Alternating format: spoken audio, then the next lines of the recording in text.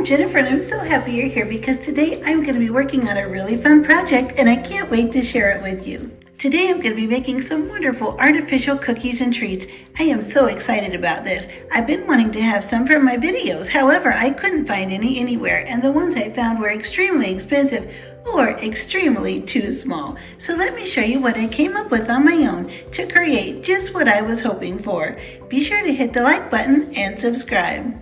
I am so excited about putting this recipe together. It's going to be so much fun. I have not made anything with salt dough in a really long time. So now I'm going to get started and put this together. I have a half a cup of salt and I'm going to start adding some water. We'll need about a quarter cup of warm water, not hot water, but just lukewarm. I'll start mixing the salt around until it starts to dissolve in the water. Once some of the salt starts to dissolve, then we can add in our flour.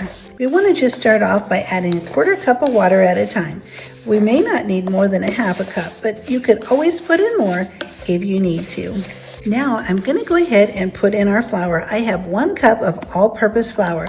Make sure you don't use self-rising flour. All-purpose flour works best. Get this mixed up and then we're going to start kneading it with our hands. If it looks really dry, I'll add some more water. These salt dough ornaments last for years and years, for decades actually. I have some that I made when my kids were really little, and they're over 30 years old now, and they're in perfect condition. They haven't broken or cracked or anything. They haven't discolored. They're just wonderful. I'm going to need to add some more water. And once we get this all mixed up and get all the kneading done, it should take about 3 to 4 minutes to get the kneading done. We want it to be the consistency of Play-Doh. Okay, we're at a half a cup of water now. I think this should be all that we need. We don't want to make it too sticky. I think this will be just right. Let's go ahead and scrape up any crumbs off the bottom, and then it's time to start the kneading.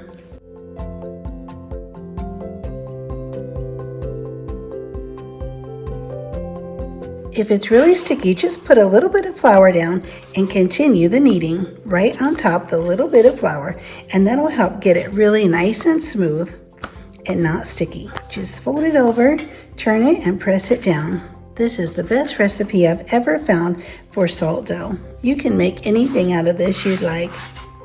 Today we're going to be making cookies, and we're going to be making some graham crackers, some marshmallows, and some little pieces that look like chocolate bar so that we can make some artificial s'mores.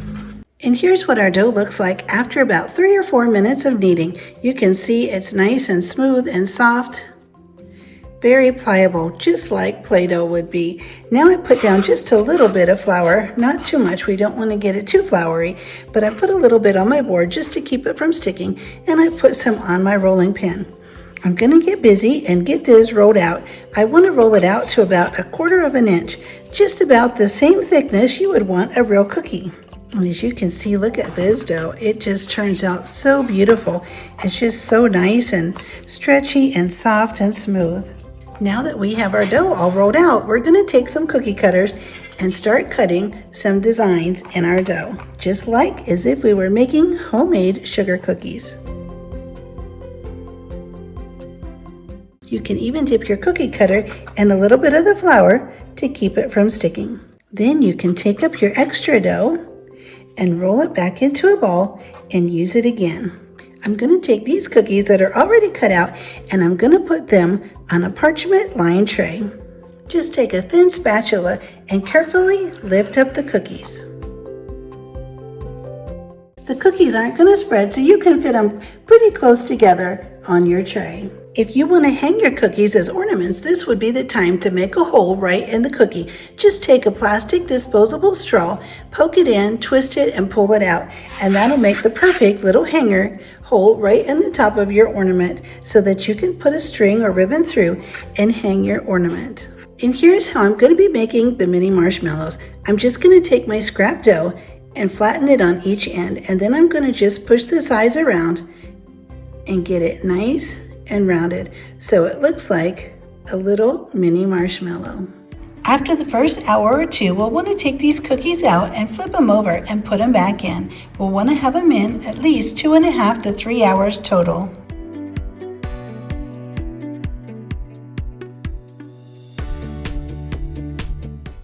And now I'm on to batch number 2. Now we're gonna make something super fun. I have this rectangle cookie cutter, and I'm just gonna take this and use this with the smooth side down, and I'm gonna start cutting out some of these squares. I have my dough at 1/4 inch, just like I did before. But this time, we're gonna be making some faux graham crackers.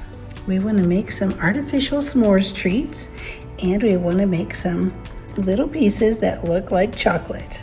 So I'm gonna take my knife and I'm just gonna lightly score right down through one side and then the other. I'm gonna cut this into thirds.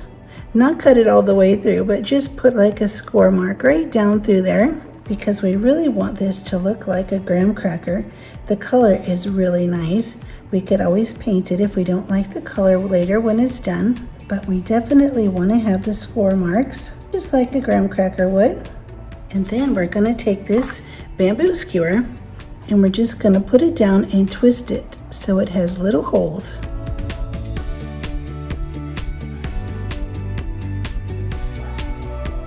And just try to make them even right all the way across. These are always fun to put in videos in the fall if you like to do collaborations or you just wanna have some cute little s'mores artificial treats sitting around the house. These are really fun to make. I just thought about this earlier and decided since I was going to be doing some cookies, why not make some artificial graham crackers and some little chocolate bars. Now I've pulled up the extra dough and I'm just going to lift up the graham crackers and put them on the tray just like we did with the cookies. Now I'm going to need to have some chocolate bars, so I'm just going to score this right down the middle. And you can also take something wide and press into it. So this will be a nice design for our little chocolate bar, so it'll look like a Hershey bar. And we'll definitely want to paint this a darker color. So I'm just going to press this down on the edges just like a chocolate bar would be. I've never done this before. I'm just making it up as I go, but I do know that chocolate bars have an indentation on the edge, so I'll just roll this right along there and press it down. Just like that. Now I'm going to get on to making some more marshmallows. And now for the part I'm so excited about. I really could not wait to see how all of our items turned out. These are going to be the chocolate bars. And as you can see, the little dimples like the graham crackers have. And then here's our little marshmallow. I have an assortment of these little mini marshmallows. I'll paint these white. But I was thinking about it and I didn't make the big marshmallows because I knew that they would not dry out very well. It would take a really long time. So I thought, what else do I have on hand in my house that could make the layers between the graham crackers and the chocolate?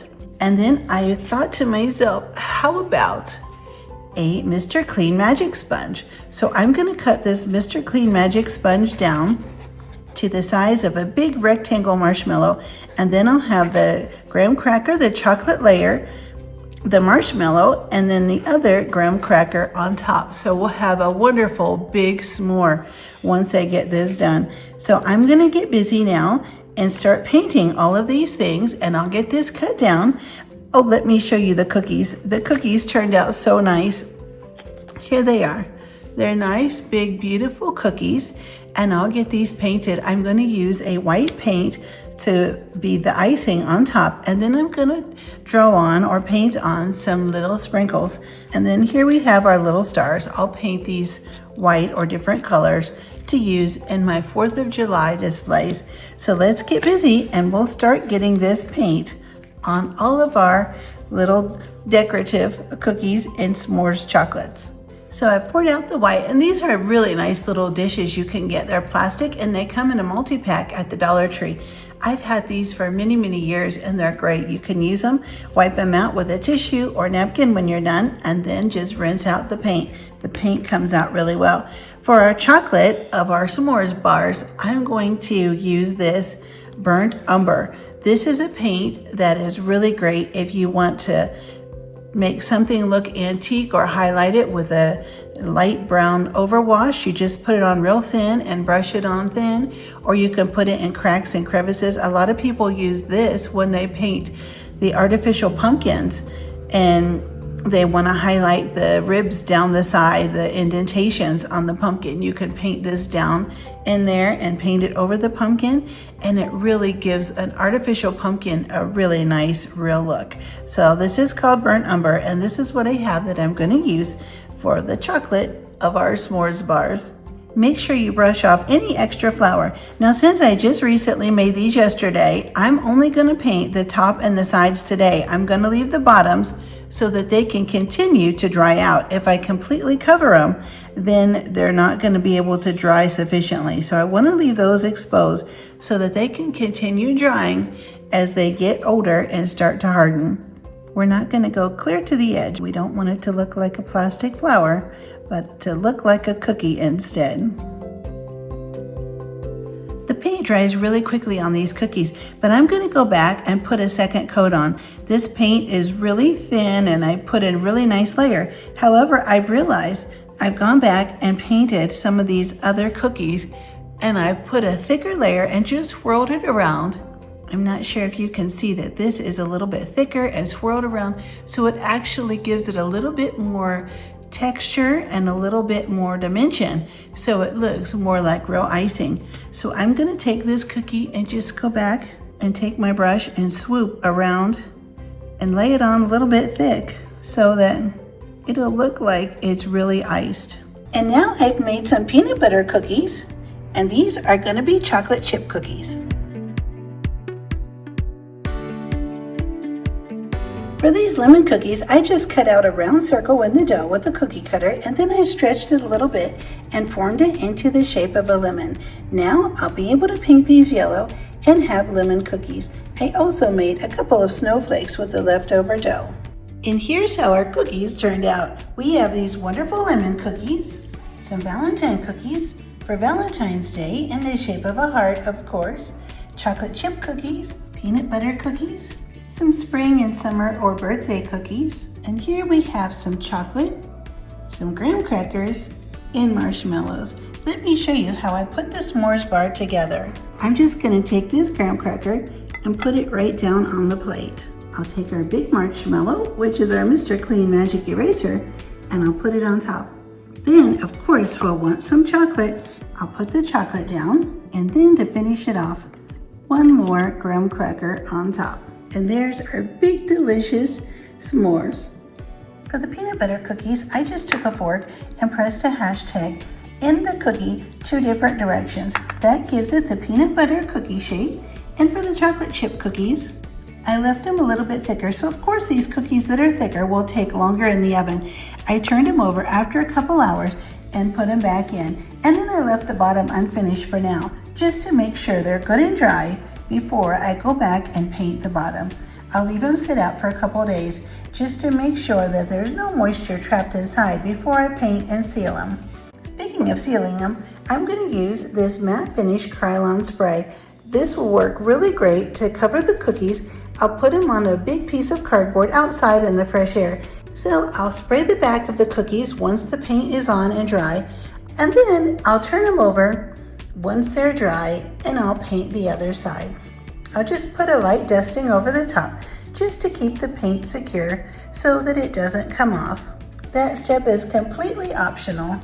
I had so much fun putting together these wonderful little treats out of this super easy salt dough recipe. I hope this inspires you to make this salt dough recipe yourself and see just what you can create. I would be so happy if you click the like button and subscribe, and I'll see you next time.